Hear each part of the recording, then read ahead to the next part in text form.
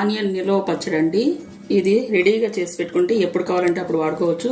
దీనికి ఆనియన్స్ మరియు ఎండుమిరపకాయలు, తెల్లగడ్డలు, కొద్దిగా చింతపండు వీటిని నూనెలో బాగా వేయించుకోవాలి. వేయించుకున్న తర్వాత ఇలా వస్తుంది. దీన్ని మిక్సీ పట్టుకోవాలి. ఇప్పుడు నేను మిక్సీ చేస్తాను చూడండి. మిక్సీ కొద్దిగా ఆవాలు,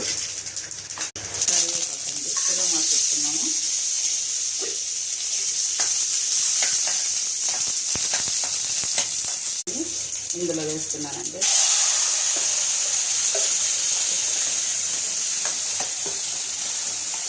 కొద్దిగా మిరప్పొడి, కొంచెం కారం బాగుంటే బాగుంటుందని వేస్తున్నానండి.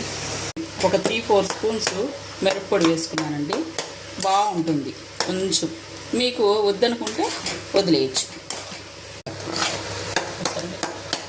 ఇలా ఒక 10 మినిట్స్ చేసుకున్న తర్వాత చల్లార్చి ఒక చిన్న గాజు సీసాలో పెట్టేసుకున్నామంటే ఒక 10-20 డేస్ ఉంటుందండి ఇది నిల్వ. మనకు కావాలన్నప్పుడు దీని చట్నీలు లేనప్పుడు దీన్ని వాడుకోవచ్చు. చాలా చక్కగా హెల్తీగా ఉంటాయండి.